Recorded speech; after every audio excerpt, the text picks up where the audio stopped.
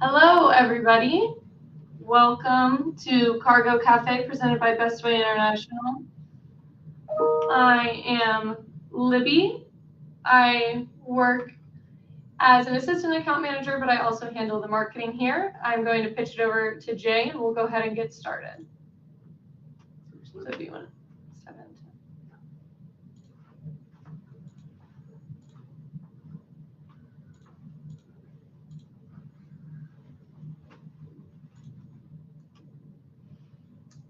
take it away. All right.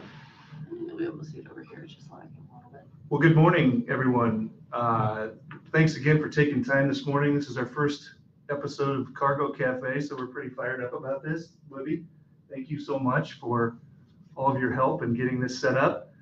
And we've got an interesting topic to discuss this morning. But before we get started, I just want to introduce myself. I know there's a lot of familiar faces here, but my name is Jay Devers. I'm managing partner of Bestway International, based here in Kansas City. And I have the extreme privilege of working with this amazing crew here, including Libby and a whole bunch of others, facilitating international trade.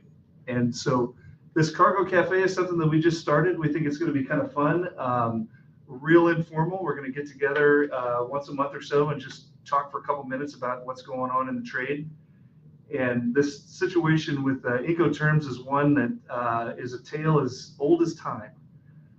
It's amazing how many people are out there that want to learn more about Incoterms. It comes up every day in our business. And unfortunately, it's not against the law to not know Incoterms very well or make mistakes with Incoterms. And is a tale as old as time. It's amazing how many people are out there that want to learn more about Incoterms. It comes up every day in our business. And unfortunately, sorry about that little AV issue. You wouldn't have to stand here very long in our office to catch a document or a situation come through where someone was misusing or misunderstanding Incoterms. And in the time that I've been here, I can't tell you how many seminars, consultations, webinars we've done. There's just an insatiable appetite to learn more about Incoterms. So we'll talk about that this morning. Some of these subjects, as you well know, can be a little boring. So my commitment to you as the presenter is to keep things crisp, fast moving, and we'll get you done and back to your regular important roles as soon as we can. So before we get started, today we're going to talk about Xworks. But before we get started, let's just make a brief introduction into Incoterms, make sure we understand where we're coming from. But the point of today is we want to talk about Xworks specifically, and then we want to really dive into issues that you should know about as a shipper, whether you're an exporter or an importer, and things that you need to be aware of, and just a couple of best practices when you're out there, putting these Incoterms to work for you. I'd say this every time, Incoterms are always 3 letters followed by a name place. If you're using one of these Incoterms and you're not applying a name place, that's a problem because the name place determines where the risk transfers in the transaction. So that's where the responsibility transitions from the buyer to the seller at the name place. And so that's very, very important. If you've got an Incoterm that you're using that doesn't have a name place, you pretty much have a problem because we've left that risk transfer location out, and that's a concern. So I think we've all been around Incoterms quite a bit. This latest version has been practiced since late 2019, known as Incoterms 2020. Incoterms in general are property of the International Chamber of Commerce. They've been around since the mid-1930s, and they really exist to break the language barrier, to break cultural barriers, to make sure that both parties of an international transaction understand who's responsible for what. So what we're doing is we're dividing the costs, we're dividing the risks, and we're dividing the responsibilities between the buyer and the seller. Why are we doing this? We want the transaction to be as smooth as possible. We don't want any surprises, and we want everybody to be happy, right? Because if you're a shipper, you know that you're not looking for one good, smooth, clean transaction. You want them all to be good, smooth, and clean. So when we talk about Incoterms, there's 11 terms, and we tend to focus on the any mode terms, which 7 of the 11 can be applied to any mode of transportation. The other 4 of the 11 are really proprietary to only ocean shipping or only vessel-based shipping. So when we get in conversations like this, we talk a lot about just the any mode terms.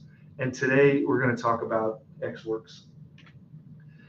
Before we do that, let's hit a couple tips. One of the things we want to add value to your day by attending is we want to make sure and say, hey, here's a couple things to walk away with, and we want to make sure that you're out there, using the best practices possible.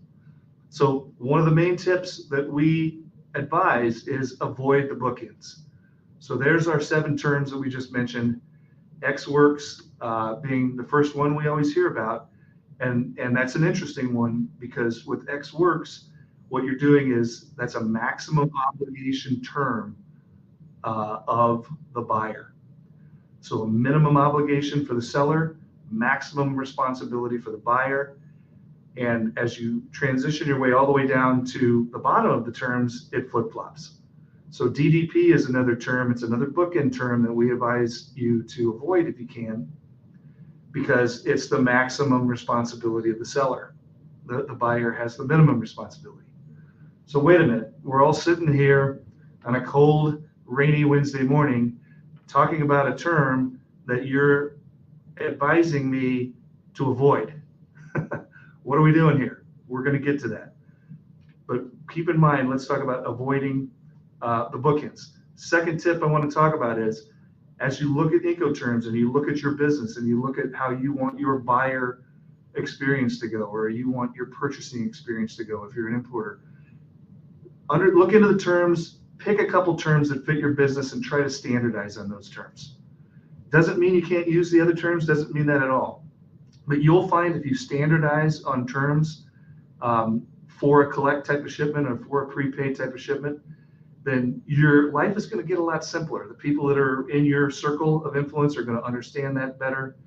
And most importantly, your vendor or your customer is going to understand that better. And it's just going to result in many happy transactions, which is exactly what we want. So the 2 tips before we start on Ex Works are to avoid the bookends and then standardize on terms. So quickly, let's jump right into Ex Works. What are we talking about here? So Ex Works is it's as I mentioned a minute ago, it places the maximum responsibility of the transaction on the seller. Okay, so it's the seller's responsibility to make the goods available to the buyer at that named place. Now, most often the named place is the factory where the product is manufactured, it's the warehouse that it's distributed from, or perhaps an office location. The buyer, on the other side, is responsible for picking up the goods and managing that entire shipping process. So you can use Ex Works for any mode of transportation, but it's a transaction which really puts all the responsibility on the buyer, which makes it interesting and one of the reasons why we want to potentially avoid Ex Works if we can. So let's talk about things from a seller obligation. So if you are an exporter, this is you. You're the seller. If you're an importer, this is your vendor. Okay?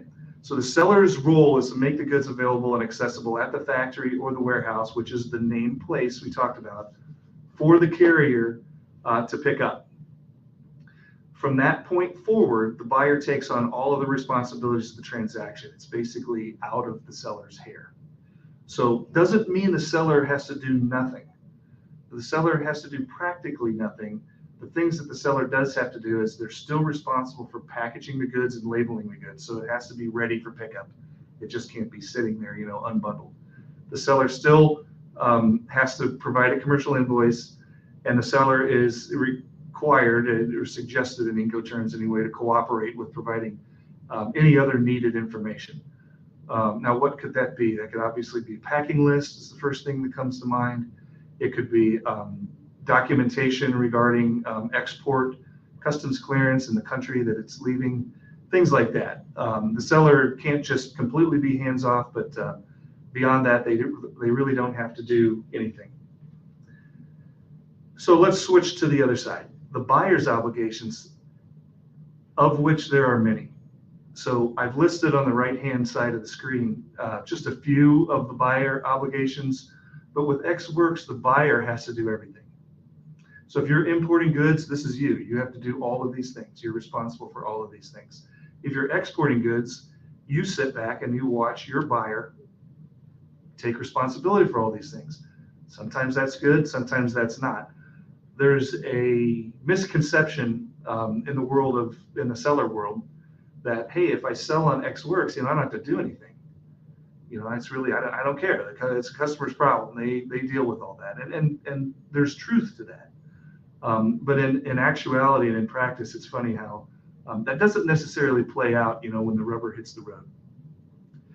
So the buyer is responsible for all of the risks and costs. So think about that. That's hiring a freight forwarder. That's picking up and loading, providing transportation to the port of export, loading on the ship or aircraft, unloading in the country of arrival, and then delivery to the final destination. Pretty easy to figure out. It's everything. It's essentially everything. So the buyer is also responsible for export customs clearance. Think about that. If you are a importer, then you're responsible for the customs clearance as the goods are leaving the country to which you're purchasing. Same thing here in the United States. If you're selling, you're still responsible for declaring as an ACE filing or whatever your method you choose, that you've exported goods from the country. So what are the advantages of using Ex Works? And people use it a lot. Well, the buyer selects the carrier or forwarder. If that's what you want, that's definitely what you have. As I mentioned a minute ago, on the surface, it's easy and it's hands-off for the seller. Seller doesn't have to do much. There's really no need to negotiate any freight expense past the named place, because the named place is usually the origin. In fact, it's almost always the origin with Ex Works. And Ex Works is really the only one of the 11 Incoterms rules that places the loading and the export clearance at the feet of the buyer. All of the other Incoterms rules, which I hope we get a chance to talk about at a future time, place the responsibility for the loading and the export customs clearance of the seller. So those are some advantages. Makes a lot of sense. What are some disadvantages? So this gets into why we advise to avoid this term if you can do that. Biggest disadvantage if you are the buyer is you're dealing with many different carriers or forwarders. You're dealing with time differences, language differences, sometimes currency differences, things like that. If you're the seller, you've entered into an Ex Works transaction because it's going to be easy, right? You don't have to worry about anything. Well, what happens when the buyer's freight forwarder doesn't come pick up the order? It sits in your warehouse, or you have to go out and contract for a warehouse for it to sit and wait to be picked up. There's also some revenue recognition issues that we've seen out there. When does that sale book? Does it book when the customer signed the contract, or does it book when it ships? Most manufacturers will book sales when the product ships. If it's an Ex Works transaction and the foreign freight forwarder won't come pick it up, sale doesn't get booked. Sales rep not happy. So you also have a situation where both parties are dealing with multiple carriers at the same time. Unfamiliar freight forwarders, unfamiliar truckers backing up to the dock. Just a little bit of chaos. We all know that familiarity is what creates the best processes. And when it's a different service provider showing up every time, that usually can be problematic. The carriers aren't required to provide required documents to satisfy export requirements. That goes back to my earlier comment that the seller is responsible for making sure that paperwork is ready. And then here's another big one. If you're selling on some sort of documentary collection method, whether that be a letter of credit or maybe milestone payments, customer puts 20% down and they owe the other 80% when it ships.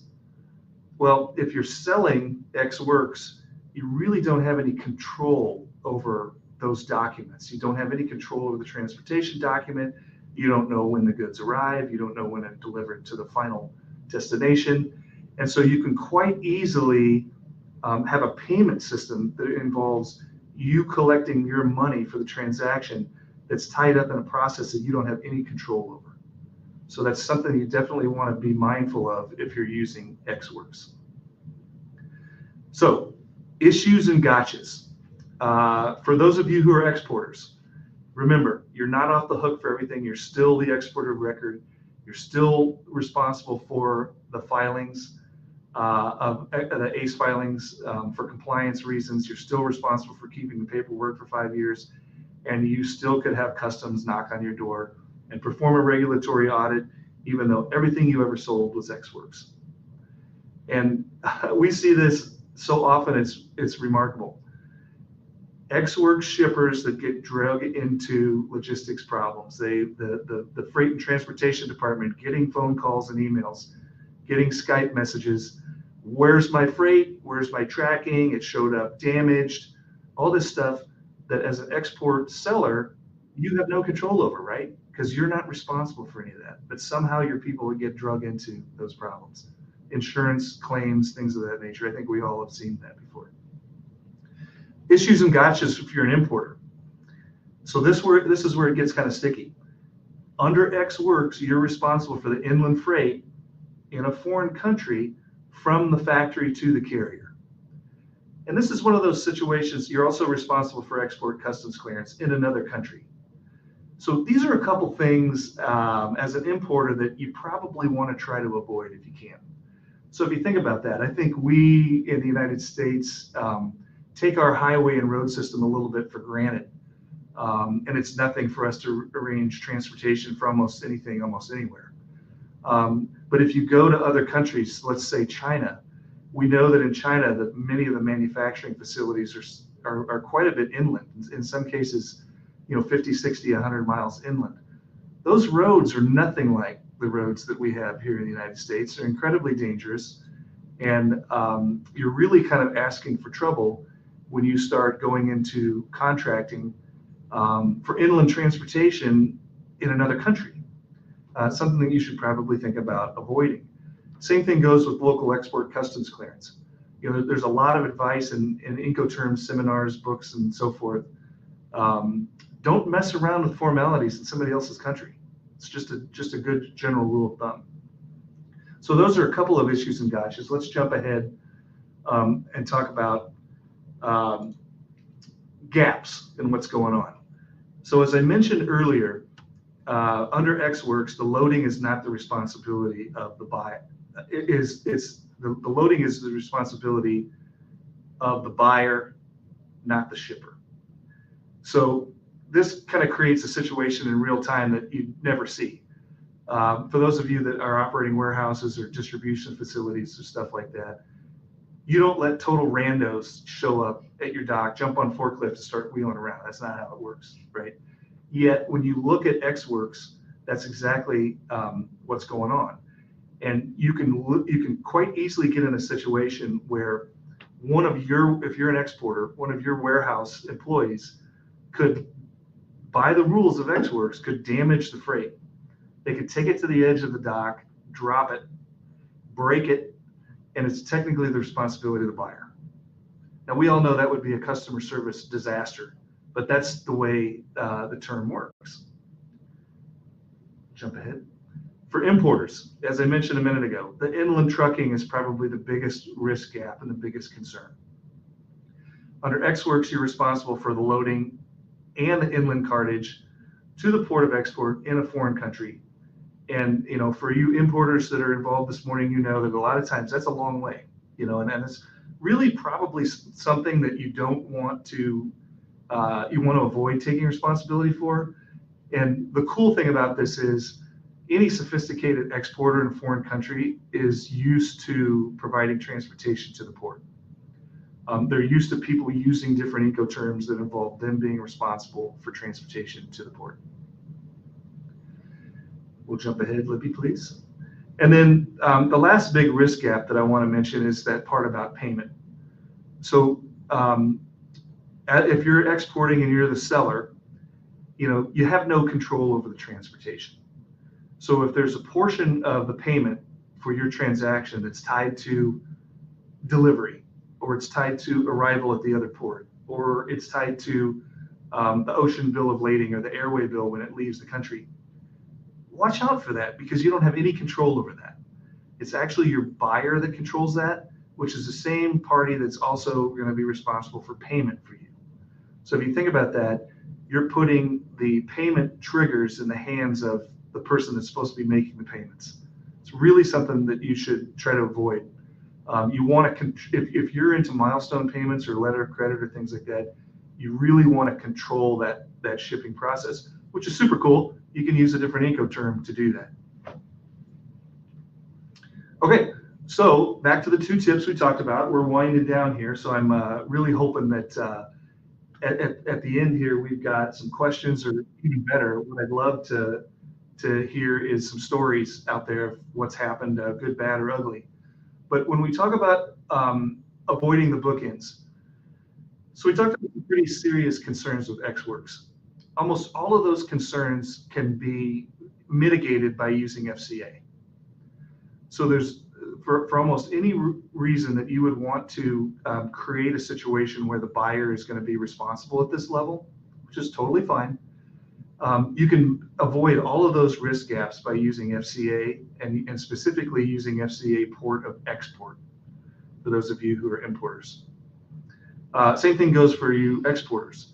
If you use FCA your warehouse or FCA your manufacturing facility, that means you're responsible for the loading, which actually is how it works every day. It's exactly how it works every day. Your people jump on your forklifts, load that freight on the truck. As soon as the freight's on the truck, that door's shut, risk and responsibility for the cargo is transferred to the buyer, which is exactly the way it works every day at your facility, and that's exactly the way you want it. If you're doing it that way and you're using Ex-Works, then your term on your paperwork is not matching what's physically going on in your warehouse, and that's asking for trouble. So you can see that from the export side, really from both the import and the export side, you can accomplish everything you want with free carrier FCA at the nameplace and avoid all of those risk gaps and bookends, and plus just really be doing things right. I mean, there's certainly something to be said for doing things right. Good resources. Our team up and down the roster are Incoterms experts, and you should reach out to them anytime, and we'd love to help in any way. We also have this color-coded Incoterms chart that we devised that kind of keeps the blue code on the buyer and the orange code on the seller. What we like to see our shippers do is stick this up in their office or stick this up on the wall of their cube or wherever it's handy, and they can glance at it and quickly see when they hear a term come across the phone or they see an email come through, they can look at that term and quickly identify who's responsible for what. We've got a ton of these things around. We'll ship them anywhere, and we'd love to send you one, so definitely reach out. We can help you with that. Only other thing, if you're really into Incoterms and you really want to dive into the details, first of all, you should probably get a life. That's not maybe the most stimulating thing to do, but to each their own. There's 2 fantastic resources available for the International Chamber of Commerce. One of them is an Incoterms handbook. It's really small, fits nicely in backpacks. And then there's also a book written by Frank Reynolds called Incoterms for Americans, which is really cool and a great reference guide to keep handy. Both of these books are available by the International Chamber of Commerce, and you'll probably faint when you see how much they charge for them. I think the little handbook on its own is like 60 or 70 bucks. So they're very proud of them, but they're very cool resources to have around. And that is the end of my presentation. I promised I'd keep it brief.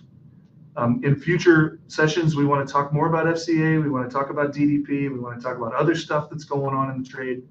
But today, our marketing team decided a great place to start would be Ex-Works.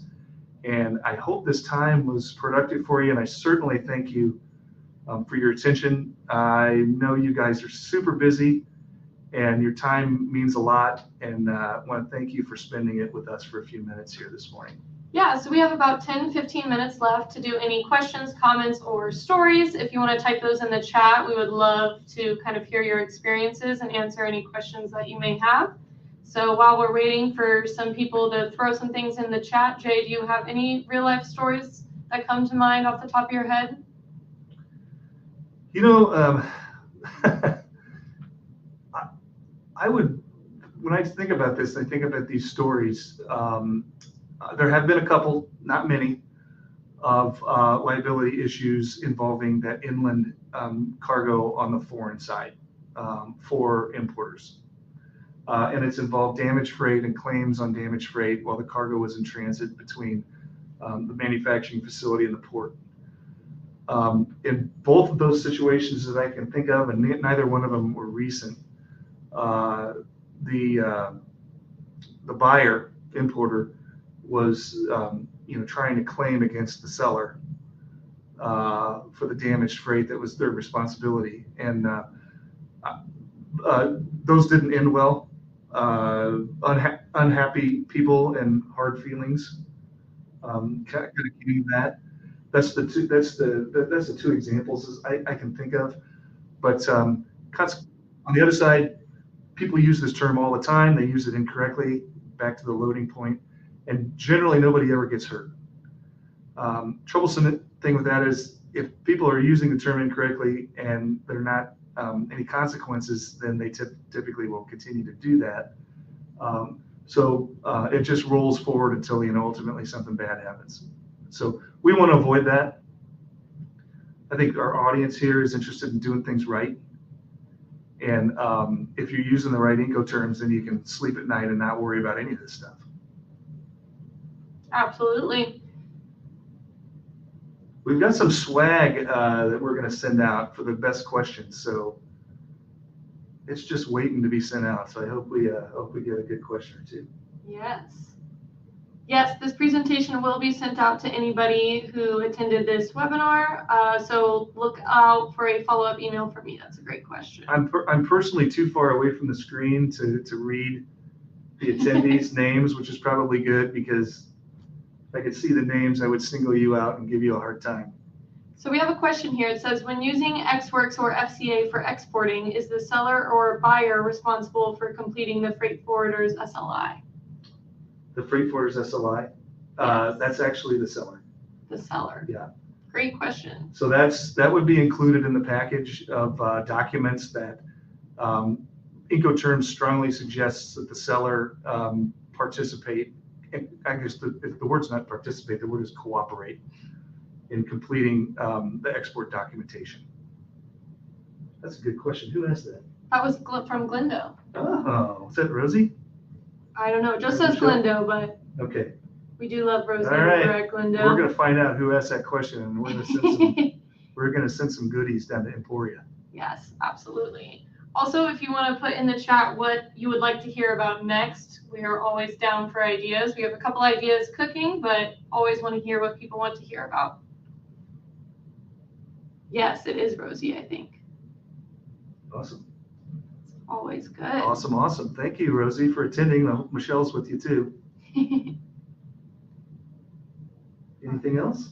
Not seeing any other questions or comments come through. We have a couple more minutes. If you have any last minute thoughts you want to throw in there, that would be great. Awesome. Well, guys, thank you again for the time. We are so lucky to have you as clients and friends, and just to get together and talk about the trade for a few minutes is super fun for us. Yep, we do have another question here. Why would a customer choose to stay with XWorks and have to complete an FPPI POA to assign export documentation to the exporter instead of just changing the Incoterm to FCA? Why would they do that? That's a good question. The most common situation we've seen, why they do that, is there's a gap of ideology between the transportation department and the sales department. Sales department is out writing contracts, and they're trying to figure out a way to do so with as little amount of friction as possible. And my experience talking about Incoterms especially with salespeople, is that they get this glossy-eyed look on their face, and their attention span goes away like that when it comes to Incoterms. So what we've seen in the past is basically sales is over here in one part of the building doing things a certain way and mostly trying to say yes to whatever the customer is asking for. And then the transportation people are over on the other side of the building saying, no, don't do this, don't sign us up for that. That's really where the gap comes in. There's a question in there about party of interest, I think it was. We have, do certificates of origin need the foreign country date format? That's a good one. That is a good question. That's a good question. Let me say that's a stumper. Is there a specific country on that one that we're referring to? Oh yeah, if you could, that was from Jose Somoza. If you want to throw in what country you're referring to, we might be able to get you a better. And then looks like we have a recommendation for new topics, how election typically impacts imports and any anticipated changes. That is definitely a good question. That's a good one. That's a good one. Yeah, Jose, let me look that one up. If you could shoot us over the country that you're referring to. It's Mexico. Mexico, okay. I don't think that one's going to need a little research, Jose. I don't think the exporter under either XWorks or FCA is responsible for that, because the buyer is responsible for import customs clearance, and that would be under their. But I need to double check on that one. You might have won best question if you stumped Jay. Double swipe. Well, it doesn't take much to stump me. You guys know that.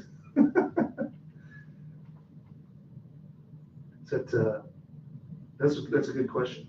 Yeah. Yeah, really. I would end by saying that really haven't found any good examples of why someone should use XWorks and it can't be replaced with FCA. There just hasn't been too many examples of that. And most of the misuse is just, a bad habit that's developed and has never changed over the years. Yep. Another one there? No. Looks like we're having a little bit of a lag on our end, so I'll give it a couple minutes to see if there's any last minute questions that roll in. But these are great questions. We really appreciate everyone participating and being part of the discussion. Yeah, and real quick on the election thing, the difference between the Trump administration and the Biden administration has been pretty significant, right? But the trade strategy, especially with China, has been relatively unchanged. In fact, with the Forced Labor Act that the Biden administration came in with, you could argue that our trade policy with China has gotten even tougher, and I think most of us expect that to remain relatively unchanged regardless of the new administration. But you never know. I think there's a good presentation going on somewhere today about that right now. I think Hush Blackwell is putting on a seminar today about potential election outcomes. All right. Thank you, Mr. Havens. We appreciate you hanging in there. I know that international trading terms are something that you run across all day, every day in your line of work. We appreciate you attending. Now I can see the screen. Doing a great job. All right. Awesome. Well, thank you everyone for attending. We look forward to having more of these conversations in the future. As I mentioned before, I will be sending a follow-up email with information about future events, as well as the link to this presentation. As always, feel free to reach out to us with any of your, Incoterms questions. We have lots of great people in the office that would be happy to help you out. And Scott likes learning about tariffs. Well, thank you everyone for attending. We can go ahead and close this out. We don't need to take up too much more of your time here, getting lots of thank yous in the chat. We really appreciate you guys and look forward to being able to have some more conversations soon. Great job, Libby, marketing team here at Bestway. Expect more stuff like this. Folks online, thank you for trusting us with your cargo. We appreciate you. Talk to you soon. Thank you, everyone.